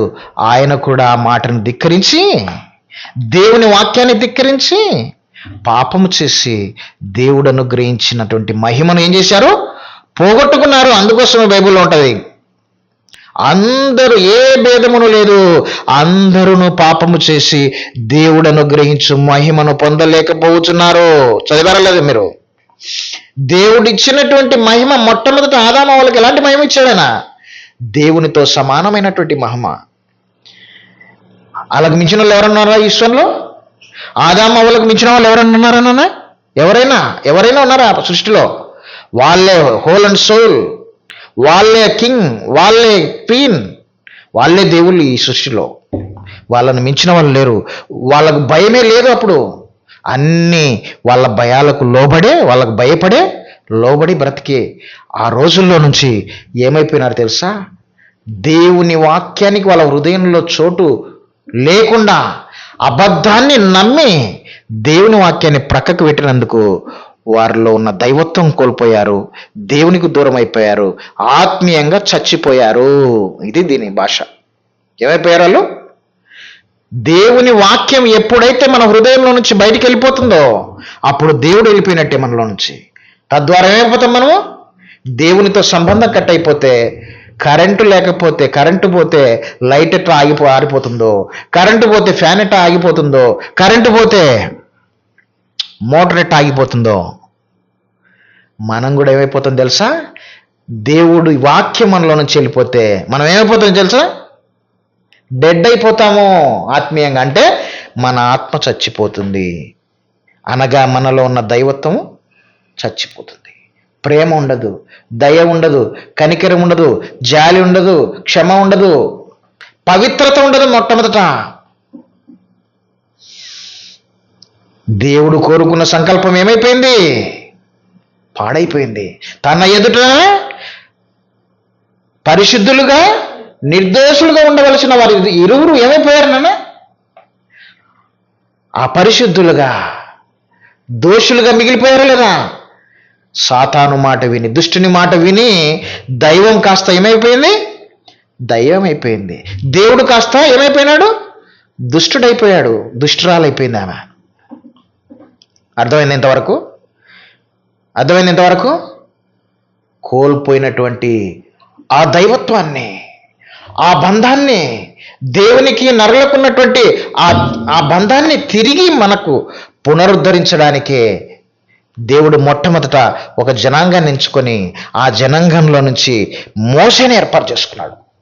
ఆ మోషే ద్వారా ధర్మశాస్త్రాన్ని సినాయి పర్వతం మీద 40 రాత్రులు పగళ్ళు దేవుడు ధర్మశాస్త్రాన్ని గురించి వాళ్ళకు మోషేకు చెప్తే ఆయన ఆది కాండం నుంచి ద్వితీయోపదేశ కాండం వరకు ధర్మశాస్త్రం అనేటటువంటి ఈ గ్రంథాలను రాశాడు. అందులో ఏముందో తెలుసా? నిర్గమాకాండం 20వ అధ్యాయంలో ఒకసారి చూడండి. నిర్గమాకాండంలో 20వ అధ్యాయం ఒకసారి చూద్దామా ఏముందో? మొట్టమొదట దేవుడు ఏం కోరుకుంటున్నాడో చూడండి మనుషులలో. 20వ అధ్యాయం మొదటి నుంచి కొన్ని వచనాలు. దేవుడి ఆజ్ఞలన్నీ వివరించి చెప్పెను, నీ దేవుడనైన యెహోవాను నేనే, నేనే దాసుల గృహమైన ఐగుప్తు దేశంలో నుండి నిన్ను వెలుపలికి రప్పించి తిని, నేను తప్ప వేరొక దేవుడు నీకు ఉండకూడదు. ఇప్పుడు ఆదాము అవ్వలకు దేవుడు ఎవరయ్యాడు తెలుసా? దేవుని వాక్యము, దేవుని మాట, దేవుని ఆజ్ఞ వాళ్ళ హృదయంలో ఉన్నంత వరకు దేవుడు ఎవరు వాళ్ళకి? బాగా వినండి, ఫైనల్కి వస్తున్నాను. దేవుని వాక్యము, దేవుని ఆజ్ఞ వాళ్ళ హృదయంలో ఉన్నంత వరకు, స్థిరంగా ఉన్నంత వరకు, కదలకుండా ఉన్నంత వరకు వారికి దేవుడు ఎవరు? తండ్రి. దేవుడు వారికి ఎప్పుడైతే ఆయన వాక్యాన్ని హృదయంలో నుంచి తీసివేసుకున్నారో, తొలగిపోయిందో, అప్పుడు వారికి దేవుడు ఎవరయ్యారు తెలుసా? దేవుడు ఎవరయ్యారు? దేవుడు కాదు ఆదామవ్వలకు, దయ్యము దేవుడైంది. అది మనం గ్రహించాల్సింది. ఎవరు దేవుడయ్యారు? అందుకోసమే ప్రభు అంటాడు, యోహాను సువార్త 8:44 అంటాడు, మీరు మీ తండ్రియగు అపవాది సంబంధులు, మీరు ఎల్లప్పుడూ వాని దురాశలను నెరవేర్చగోరుచున్నారు. మనుషులకు తండ్రి ఎవడయ్యాడు చెప్పండి? మనుషులకు దేవుడు ఎవడయ్యాడు చెప్పండి? దుష్టుడు వాడు మాట వలన వాని ఆశ నెరవేర్చడానికి, వాడు చెప్పిన వాటిని చేయడానికి ఇష్టపడినందుకు ఈ మనుషులు, దేవుని పిల్లలు కాస్త దయ్యపు పిల్లలుగా మారిపోయారు. దయ్యము మనుషులకు దేవుడుగా మారింది. వాళ్ళ హృదయాల్లో ఒక అబద్ధానికి చోటిచ్చినందువలన మనుషులు దైవత్వాన్ని కోల్పోయి, దేవుని కుమారత్వాన్ని కోల్పోయి దయ్యం యొక్క కుమారులుగా మారిపోయారు. చూడండి ఎంత గౌరవం. అందుకోసమే మొట్టమొదటి ఏమంటున్నాడు? నేను తప్ప వేరొక దేవుడు నీకు ఉండకూడదు. ఒకడు వచ్చాడు, దయ్యం మీ హృదయంలోకి, మీ ఆది తండ్రులైనటువంటి ఆదాము అవ్వల్లోకి చొరబడ్డాడు. వాడు వాళ్ళ గర్భవాసం నుంచి పుట్టినటువంటి అనేకులను ఏం చేశాడు? వాడు ఆక్రమించాడు. మానవ హృదయాలను ఆక్రమించి వాడే దేవుడుగా మనుషులందరినీ ఏం చేశాడు? వాడు తన వశం చేసుకున్నాడు పాపం చేత. అర్థమవుతుందా? బాగా వినాలి ఇది. మీరు టైం చూసుకోకండి. మీరు చాలా వెరీ ఇంపార్టెంట్ విషయాలు చెప్తున్నా మీకు. ఇది ఎవరు చెప్పరేటవి ఇంత నీట్గా బాగా వినాలి మీరు. దేవుడిచ్చినటువంటి ఆ భాగ్యాన్ని, దైవత్వాన్ని, దేవుని కుమారత్వాన్ని దుష్టుని యొక్క మాట విని పోగొట్టుకుని దుష్టులుగా మారిపోయినటువంటి ఈ మానవాళిని తిరిగి మళ్ళా దైవాలుగా మార్చడానికి మోషే ద్వారా ధర్మశాస్త్రాన్ని ఇచ్చి అందులో ఆజ్ఞను ఏమంటున్నాడు తెలుసా? నేను తప్ప వేరొక దేవుడు నీకు ఉండకూడదు నాయన అంటున్నాడు. మనిషికి దేవుడు తప్ప వేరొక దేవుడు ఎవడు ఉండకూడదు. నేను తప్ప వేరొక దేవుడు నీకు ఉండకూడదు అంటున్నాడు. దేవుడు మీ ఆత్మలకు తండ్రి నాయన, నేను ఉండాలిరా మీకు దేవునిగా. ఎప్పుడు నేనే మీ హృదయంలో ఉండాలి, నా మాటలే మీ హృదయంలో ఉండాలి, తద్వారా నేనే మీకు దేవునిగా ఉండాలని ఆయన కోరుకున్నాడు. అదే కదా దాని అర్థము. అనగా మనుషులు కోల్పోయినటువంటి కుమారత్వాన్ని తిరిగి ధర్మశాస్త్రాన్ని ఇచ్చి మోసే ద్వారా తిరిగి ఏం చేస్తున్నాడు? తన పిల్లలుగా మార్చుకోవడానికి, తన ప్రజలుగా మార్చుకోవడానికి దేవుడు ప్రయత్నం చేస్తున్నట్టుగా పాత నిబంధన అనేది మనకు కనపడుతుంది. అర్థమవుతుందా? మొట్టమొదటి నిబంధన. ఆ ధర్మశాస్త్రం ద్వారా ఏమైపోయినారు? ఆయన ఆజ్ఞలు ఇస్తే 10 ఆజ్ఞలు, ఆ 10 ఆజ్ఞలు కూడా వాళ్ళు ఏం చేశారు? సంపూర్ణంగా నెరవేర్చలేక దేవుని ఎదుటిగా నీతిమంతులుగా తీర్చబడలేకపోయినారు. దేవుని కుమారులుగా ఉండలేక పోయారు. అర్థమవుతుందా? ఉన్నారా? ధర్మశాస్త్రం మూలంగా ఎవరు నీతిమంతులుగా తీర్చబడడానికి వీలు లేదు అని దేవుడు ఒక క్రొత్త సిస్టమ్ను ప్రవేశపెట్టాడు యేసుక్రీస్తు ద్వారా. ధర్మశాస్త్రంలో రాయబడినటువంటి ఆజ్ఞల వలన నా పిల్లలు ఏదో ఒక తప్పు చేయడం వలన ధర్మశాస్త్రం అంతటి విషయంలో నీతిమంతులుగా ఉండలేకపోతున్నారు గనక, ఒక్క ఆజ్ఞ తప్పిపోయినా కానీ, దేవుడిచ్చిన 10 ఆజ్ఞల్లో ఒక ఆజ్ఞ తప్పిపోయినా కానీ ఏమవుతారు? వాళ్ళు నీతిమంతులుగా తీర్చబడరు. మనుషులందరూ నీతిమంతులుగా తీర్చబడలేకపోవడం దేవుడు చూసి మన పట్ల కనికరం పడి తన కుమారుడైన యేసుక్రీస్తును, అనగా మొట్టమొదట సర్వాన్ని కలిగించినటువంటి ఎవరి ద్వారా అయితే పిల్లలను భూమి మీద ఆది దంపతులైనటువంటి ఆదాము అవ్వలను కన్నాడో, మళ్ళా అదే వ్యక్తి ద్వారా తిరిగి కుమారులుగా చేసుకోవడానికి ఆయననే ఈ లోకానికి పంపించి, అర్థమవుతుందా మీకు? ధర్మశాస్త్రం వలన మనిషి నీతిమంతుడిగా తీర్చబడడు గనక మరలా అదే కుమారుణ్ణి శరీరధారిగా ఈ భూమి మీదకి పంపించి మనుషులందరూ చేసిన పాపానికి ఏం చేసినాడు? ప్రక్షాళన చేశాడు. మనం చేసిన పాపాలను తీసివేయడం కోసం ఆయన ప్రత్యక్షమైనది బైబిల్లో. ఆత్మగా ఉన్నప్పుడు ఆదాము హవ్వలను కన్నారు. పాపము చేసిన తర్వాత, శరీరంలోకి వచ్చి పాపము చేసిన తర్వాత తన పిల్లలను రక్షించడానికి మళ్ళా ఆయన కుమారుడు ఏం కావాల్సింది వచ్చింది? మనము రక్త మాంసములు గలవారమై ఉన్నన ఆయన కూడా రక్త మాంసములలో పాలివాడాయన్నది. చూసావా? అంటే ఆత్మ అయిన దేవుడు మన కోసం ఏమైపోయినాడు? మళ్ళా యేసుక్రీస్తు వారు రక్త మాంసములలో పాలివాడై మా నరావతారిగా 2000 సంవత్సరాల క్రితం ఈ భూమి మీద జన్మించాడు. పరలోకం నుండి ఆత్మగా దిగి వచ్చి కన్య మరియ గర్భంలో శరీరాన్ని ధరించుకొని పురుషుని ప్రమేయం లేకుండా ఈ లోకంలో రంగప్రవేశం చేశాడు. మనుషులందరూ చేసిన పాపాల కోసమై తన ప్రాణాన్ని పాపం చేయకుండా బ్రతికి తన ప్రాణాన్ని కలువరి శిలువలో పెట్టి ప్రతి మనిషి చేసిన పాపానికి క్షమాపణను ప్రసాదించాడు. అర్థమవుతుందా? అనగా మానవ దేహం ఏమైపోయింది? దేవుడు ఉండాలనుకున్నటువంటి ఈ ఇల్లు, దేవుడు కట్టుకున్న ఇల్లు, మొట్టమొదట తనలో ఉన్న భాగాన్ని ఒక గృహంలోకి పంపించాడు. ఆదాము అనేటటువంటి ఇంటిలోకి, ఆదాము అనే దేహంలోకి తనలో ఉన్న భాగాన్ని ఆదాముగా ప్రత్యేకపరిచి ఆ ఆత్మను ఎక్కడికి పంపించాడు? ఈ దేహం మొట్టమొదటి దేహంలోకి ప్రవేశపెట్టాడు. అనగా ఆదాము ధరించుకున్న దేహము దేవుడు మొట్టమొదట కట్టుకున్న ఇల్లు. బాగా వినండి మీరు, అర్థమవుతుందా? దేవుడు కట్టుకున్నాడు ఇల్లు, అదే మానవ దేహం. ఆ మానవ దేహం ఆయన కట్టుకున్న ఇల్లు ఏమైపోయింది? దయ్యానికి నిలయంగా మనిషి మార్చాడు. ఎలా మార్చాడు?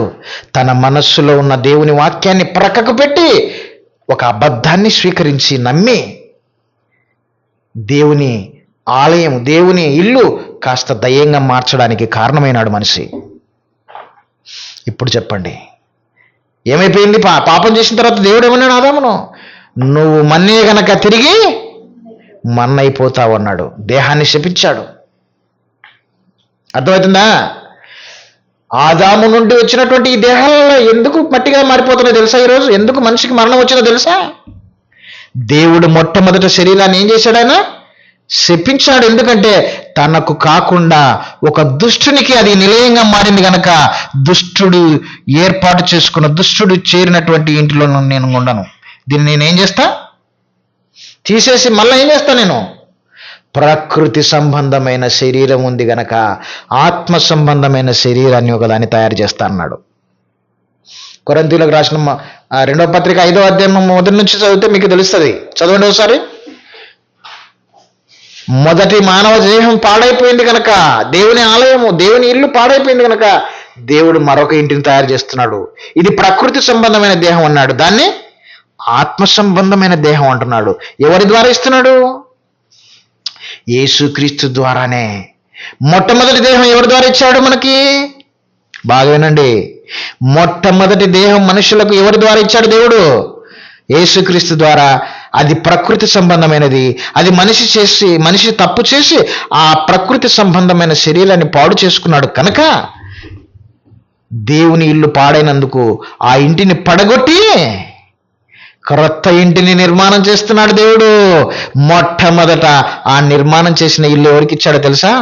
యేసుక్రీస్తుకి ఇచ్చాడు. 3వ దినం ఎలాంటి శరీరంతో లేచాడు? ఆయన మహిమ శరీరంతో లేచి ఒలివ కొండ మీద నుంచి ఆయన ఎలా వెళ్ళిపోయినాడు? పరలోకానికి ఆరోహణం అయిపోయాడు. చూసావా ఎలాంటి శరీరం అది? ఫ్లైట్లు అవసరం లేదు, రాకెట్లు అవసరం లేదు, పెట్రోల్ అవసరం లేదు, న్యూక్లియర్ మెటీరియల్ అవసరం లేదు, రేడియో ధార్మిక పదార్థాలు అవసరం లేదు. దానికి దేవుడు ఇచ్చినటువంటి ఆత్మ సంబంధమైన దేహాన్ని మొట్టమొదట ధరించుకున్న వ్యక్తి ఎవరంటే మన ప్రభు అయిన యేసుక్రీస్తు. ఆయన ప్రథమ ఫలముగా దేవుడు ఆయనను పెట్టాడు. మనిషి పోగొట్టుకొని పాడు చేసుకున్న మానవ దేహం మట్టిలో కలిసిపోయిన తర్వాత ఆయన రెండో రాకడ వచ్చినప్పుడు ఏమైపోతుందో తెలుసా? ఈ దేహం మర్త్యమైన ఈ శరీరము అమర్త్యతను ధరించుకుంటుంది. ప్రకృతి సంబంధమైన ఈ దేహం ఆత్మ సంబంధమైన దేహాన్ని ధరించుకుంటుంది. ఎక్కడి నుంచి వస్తుంది? అది పరలోకం నుండి దిగి వస్తుంది. చదవండి ఒకసారి. భూమి మీద ఉన్న ఈ గుడారము 2 కొరింథీయులకు రాసిన పత్రిక 5వ అధ్యాయం 1వ వచనం నుంచి తీయలేదాక క్లోజ్ చేసుకుందాం. భూమి మీద ఉన్న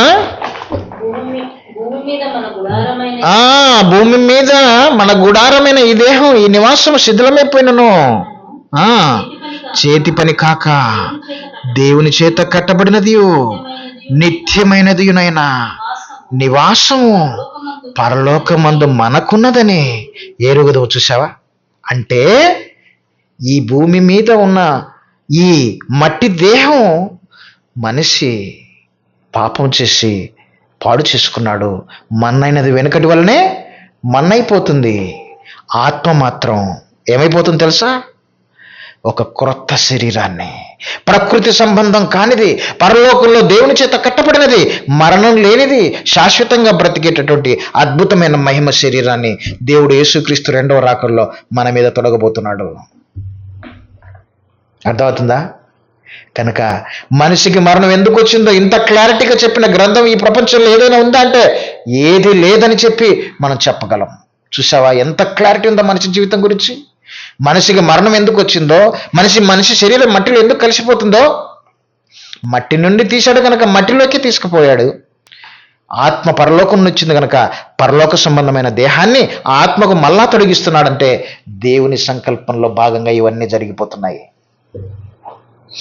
మొట్టమొదటి ఆదాము యొక్క దేహాన్ని ధరించుకున్న మనం అందరము కడపటి ఆదామైనటువంటి యేసుక్రీస్తు పొందినటువంటి ఆ మహిమ శరీరాన్ని కూడా ఆయన ద్వారా మరలా మనము ఆత్మ సంబంధమైన దేహాన్ని ధరించుకోబోతున్నాము.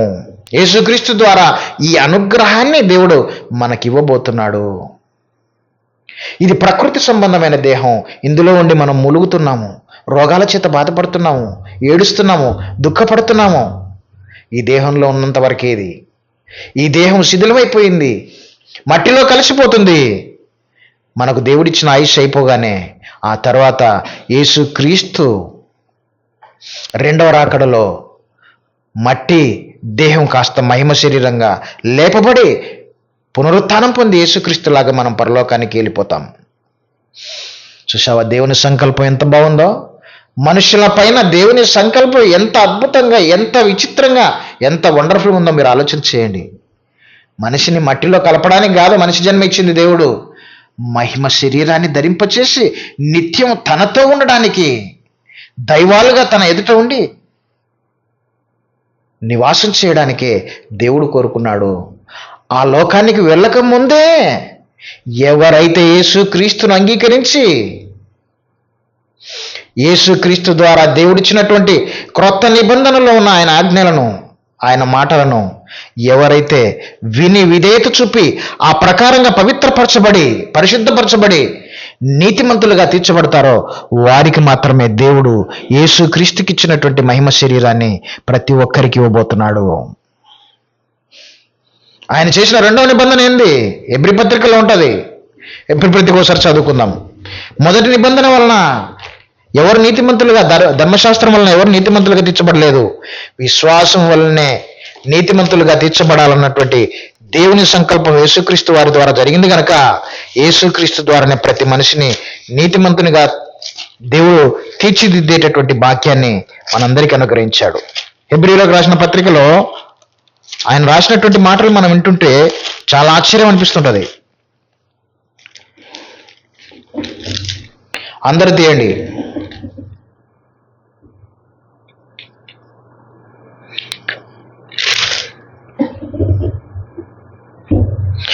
హెబ్రీ పత్రిక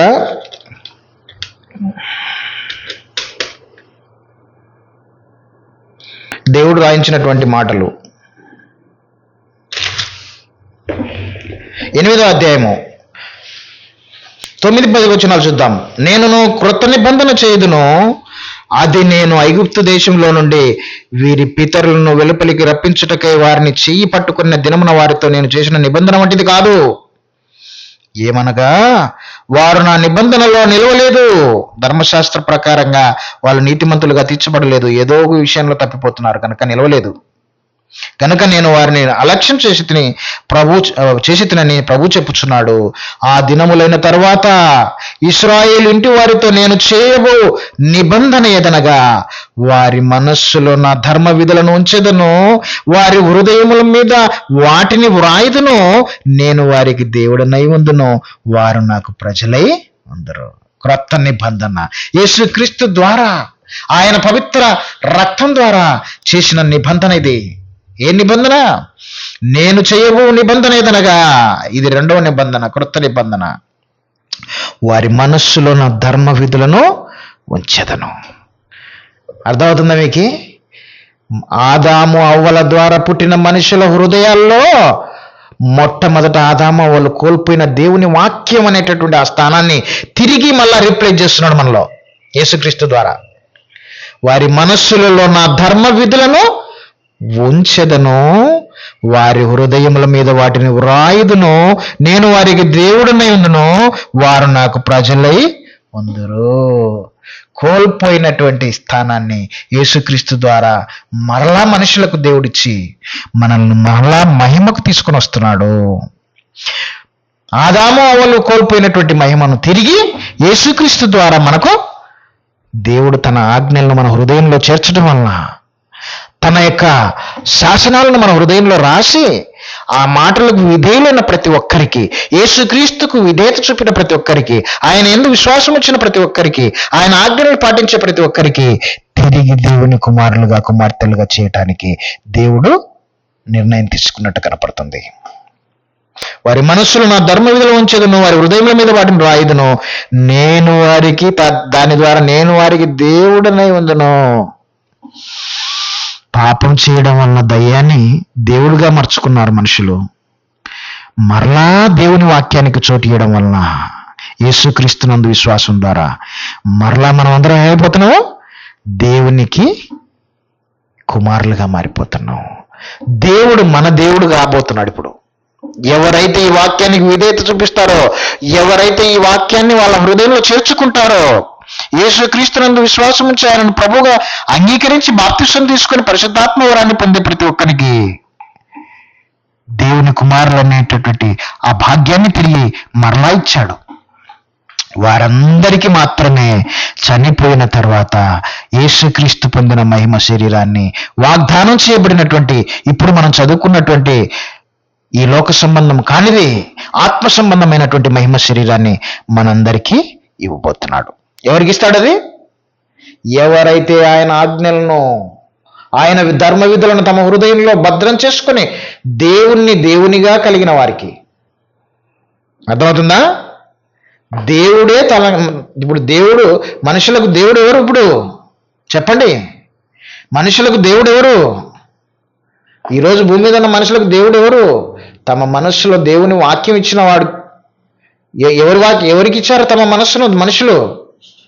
మీరు మీ తండ్రి యొక్క అపవాది సంబంధులు, ఎప్పుడు వాని దురాశలు నెరవేర్చగొరుచున్నారు అంటున్నాడు. అంటే నీ మనస్సులో పాపం ఉంటే, దురాశలు ఉంటే, శరీర సంబంధమైన మనస్సు నీకుంటే నువ్వు దుష్టుని సంబంధివే. నీ తండ్రి దుష్టుడే గాని దేవుడు కాదు. నీ దేవుడు దుష్టుడే గాని దేవుడు కాదు నీకు. ఎప్పుడు దేవుడు అవుతాడంటే ఆయన ధర్మ విధులను నీ హృదయంలో నువ్వు చేర్చుకున్నప్పుడే నీ దేవుడు నీకు దేవుడవుతాడు. చూసావా? మనం ఆయనకు ప్రజలమవుతాం. అర్థమవుతుందా? ఇదంతా విన్న తర్వాత మీకు ఏమర్థమవుతుంది తెలుసా? దేవుని సంకల్పం ఎంత క్లారిటీ ఉందిరా. చూడండి, దేవుని సంకల్పం మనుషుల పట్ల ఎంత క్లారిటీ ఉంది. మొట్టమొదట ప్రకృతిని చేశాడు. ప్రకృతి సంబంధమైన శరీరాన్ని యేసుక్రీస్తు ద్వారా అనుగ్రహించాడు. దాన్ని పాడు చేసుకునేందుకు మళ్ళా తిరిగి యేసుక్రీస్తు ద్వారానే ఆ ప్రకృతి సంబంధమైన దేహాన్ని మట్టిలో కలిపేసి ఈ లోక సంబంధమైనది కానిది పరలోక సంబంధమైనటువంటిది, అనగా ఎప్పటికీ పరలోకంలో ఉండదగినటువంటిది ఆత్మ సంబంధమైన దేహాన్ని యేసుక్రీస్తు అనే కడపటి ఆదాము ద్వారా మనకు అనుగ్రహింపబోతున్నాడు. ఇది దేవుని సంకల్పము. ఇంతే ఈ మానవ జీవితం యొక్క పరమార్థం. దీన్ని అర్థం చేసుకోలేక ఎందుకు ఇచ్చాడు ఈ జన్మ, ఎందుకు ఈ రోగాలేంది, ఎందుకు ఈ బాధలు, ఎందుకు ఈ హింసలు, ఎందుకు ఈ నరహత్యలు, ఎందుకు ఈ విచారాలు, ఎందుకు ఈ దొంగతనము? ఒరే, అవన్నీ దేవుడు చేసినట్టు కావురా. మన ఆది తండ్రి, మన ఆది తల్లి చేసిన తప్పుల వలన, వారు చేసిన పాపాన్ని బట్టి రకరకాలైనటువంటి పాపాలు వాళ్ళ నుండి వచ్చి మొట్టమొదట పుట్టిన కయ్యనే నరహంతకుడిగా మారిపోయాడు. ఇది దేవుని వలన కలిగిన కార్యం కాదు, ఇది దుష్టుని వలన కలిగిన కార్యము. దేవుని కాదు ఇక్కడ మనం కించపరచాల్సింది. ఎవరిని? ఆదాము వాళ్ళు చేసిన తప్పుకు వాళ్ళని అనాలి, దుష్టుని అనాలి మనం. అర్థమవుతుందా? దేవుణ్ణి తప్పుగా ఎవడు మాట్లాడినా ఒప్పుకోవద్దు నాన్న. మీకు ఎందుకు చెప్తున్నా తెలుసు? ఇవన్నీ ఎవడైనా కానీ అజ్ఞానంగా దేవుని గురించి తప్పుడుగా మాట్లాడితే ఇవన్నీ మీరు క్లారిటీగా చెప్పాలని మీకు నేర్పిస్తున్నాను. అజ్ఞానుల నోరు మూయించుట దేవుని చిత్తం. అజ్ఞానంగా మాట్లాడే మూర్ఖుల నోరు మూయించుట దేవుని చిత్తం అని తిమోతి పత్రికలో ఉంది. ఎంతోమంది అజ్ఞానంగా మాట్లాడుతున్నారు ఆడళ్ళు. ఎందుకు ఇచ్చాడు ఈ దేవుడు ఈ స్త్రీ జన్మ అని ఒకరంటారు, ఎందుకు ఇచ్చాడు ఈ పురుషుని జన్మ అని ఒకడంటాడు. ఏమైనా పనిపాట ఏం లేదా? పొద్దున్న లేచిన నుంచి మన జీవితాలతో ఆడుకుంటున్నారని ఇంకోడు అంటాడు. ఒకడేమో దేవుడే లేడంటాడు. ఎవడికి బుద్ధి పుట్టినట్టు వాడు మాట్లాడతాడు. ఎందుకో తెలుసా? ఆయన సంకల్పము చదివినటువంటి గ్రంథము, ఆయన సంకల్పం ఉన్నటువంటి ఈ గ్రంథము ఎవడు చదవలేదు కనుక దేవుని మనస్సు ఎవరికి అర్థం కాలేదు. ఆయన సంకల్పం ఎవరికి సంపూర్ణంగా తెలియలేదు కనుక జ్ఞానం లేని వాడు ఇట్లానే మాట్లాడతాడు. అందుకోసం వాళ్ళ నోరు మూయించాలంటే మనం ఏం చేయాలి? ఈ జ్ఞాన గ్రంథాన్ని చేతపట్టి ప్రతి మూర్ఖును నోరు మూయించి దేవుణ్ణి వాళ్ళ హృదయంలో నిలబెట్టి గొప్పగా చూపించి ఆయన ప్రేమమయుడురా, ఆయన మనల్ని గొప్ప చేయడానికే ఆయన ఈ జన్మ ఇచ్చాడు, మనల్ని పాడు చేయడానికి, మనల్ని నాశనం చేయడానికి కాదని మనం అందరికీ చెప్పాలి. క్లారిటీ వచ్చిందా మీకు? మనిషి జన్మ మీద కోల్పోయినటువంటి మహిమను ఎలాగ మళ్ళీ మనం పొందుతున్నామో, ఈ దేహం ఉండడం మనకు ముఖ్యమా, పరలోకం పోవడం ముఖ్యమా? మీరు ఆలోచించండి ఒకసారి. నేను ఒక రోజు ఒక ఫారినర్ వచ్చింటే, మిషనరీ, మనిషి పాపం చేయడం వలన ప్రయోజనమా నష్టమా అన్న ప్రశ్న ఏమంటే ఎప్పుడు అడిగినా తెలుసా ఈ ప్రశ్న? 25 ఏళ్ళ కిందట అడిగిన. మీరు అడగలుగుతారా ఈ ప్రశ్న? ఒక మిషనరీ నేను చదువుకునేటప్పుడు శ్రీశైలంలో మీకు ఏదైనా బైబిల్లో ప్రశ్నలు ఉంటే అడగండి అన్నప్పుడు సుమారుగా 150 మంది ఎంతమంది సేవకులు వస్తే ఒక్కడు కూడా ఒక ప్రశ్న అడగలేదు. ఎందుకంటే ఆయన తగిలించుకున్న బ్యాగులో డబ్బు ఉంది, దానికోసం వచ్చినారు వీళ్ళు. బైబిల్లో ఉన్న సత్యాలు నేర్చుకునేక కాదు. కానీ ఒకే ఒక్కనిగా పిల్లవానిగా చదువుకుంటున్న విద్యార్థిగా పోయి 10 ప్రశ్నలు వేసిన నేను. ఆ 10 ప్రశ్నలకు సమాధానం చెప్పిపోయాడు ఆయన. ఒక్క సేవకుడు కూడా అంతకు మించి ఒక్క ప్రశ్న కూడా అడగలేదు. కావాలంటే నాతో పాటు చదువుకున్న వాళ్ళు సాక్ష్యంగా ఉన్నారు. ఆ రోజు చేసిన ప్రశ్న ఏం తెలుసా? మనిషి భూమి మీద పాపం చేయడం వలన మనిషికి లాభమా నష్టమా అన్న. మీకు ఎప్పుడైనా వచ్చింది ఈ ప్రశ్న? బైబిల్ని అట్లా చదివినా నేను తెలుసా మీకు? ఎప్పుడు 25 ఏళ్ళ క్రిందటి మాట. నాకు జాబ్ వచ్చి 24 ఏళ్ళు అయింది. అంతకుముందు 2 ఏళ్ళు, 25 ఏళ్ళ కిందటి మాట చెప్తున్నా నేను. ఇప్పుడు చెప్పండి, మనిషి పాపం చేయడం వలన లాభం జరిగిందా నష్టం జరిగిందా? దేవుని బుద్ధి జ్ఞానముల బాహుల్యము ఎంతో గంభీరం అన్నాడు పౌలు. అందుకోసమే ఇట్లాంటి జ్ఞానం ఆయనకు ఉంది కనుక. మనిషి తప్పు చేయడం వలనే ఈరోజు దేవుడు నా మహాలోకానికి వెళ్ళే భాగ్యం మనకు దొరికిందా లేదా? యేసుక్రీస్తు ప్రేమ ఏందో మనం తెలుసుకున్నాము, తండ్రి ప్రేమ ఏందో తెలుసుకున్నాము, వాళ్ళ త్యాగం ఏందో తెలుసుకున్నాము. తద్వారా మన ప్రేమ ఏందో, మన త్యాగం ఏందో రిటర్న్ గిఫ్ట్గా ఈ భూమి మీద భక్తులైన వారు ఇచ్చేటటువంటి ఆ రిటర్న్ గిఫ్ట్ కోసం ఆయన ఎదురు చూసి, ఆ రిటర్న్ గిఫ్ట్ ఎవరైతే ప్రేమను మరలా తిరిగి దేవునికి ఎవరైతే రిటర్న్ గిఫ్ట్ ఇస్తారో వాళ్లకు మాత్రమే పరలోకంలో శాశ్వతంగా ఉండే భాగ్యాన్ని దేవుడిచ్చాడు. ఇది అందరికీ కొందరికా? ఇది అందరికీ ఇస్తాన్నాడా కొందరికి ఇస్తాన్నాడా? అందరికి ఇస్తాన్నాడు. కానీ అందరూ దేవుడిచ్చు మహిమను పొందలేక ఏ భేదమును లేదు, అందరూ పాపము చేసి దేవుడు అనుగ్రహించు మహిమను పొందలేకపోతున్నారంటే ఆయన ఇచ్చిన జ్ఞాన గ్రంథమైన బైబిల్ను చదవక, ఆయన సంకల్పాన్ని పరిపూర్ణంగా తెలుసుకోలేక, ఆయన చిత్తాన్ని సంపూర్ణంగా ఎరగక, దేవుని తప్పుడు మాటలతో మాట్లాడి దేవుడిచ్చే మహిమను పోగొట్టుకుంటున్నటువంటి పరిస్థితి ఈరోజు మనుషుల మధ్య చూస్తున్నాం. ఈ జ్ఞాన గ్రంథాన్ని ఇప్పటి నుంచి చదివి ధ్యానించి ఈ సంకల్పాన్ని అర్థం చేసుకుని దేవుని యొక్క సంకల్పానికి విధేయత చూపి ఆయన చిత్తాన్ని మనం జరిగించి ఆయన ఇష్ట ప్రకారంగా ఈ భూమి మీద బ్రతికి ఆయన ఉన్నటువంటి ఆ మహాలోకానికి ఎగిసిపోదాం, ఆరోహణమైపోదాం. శాశ్వతంగా మన తండ్రితో పాటు మనం కలిసి జీవిద్దాం. మరణం లేని నిత్య జీవాన్ని పొంది నిత్యం ఆయన సన్నిధిని ఆనందం పొందుదాం. అర్థమవుతుందా?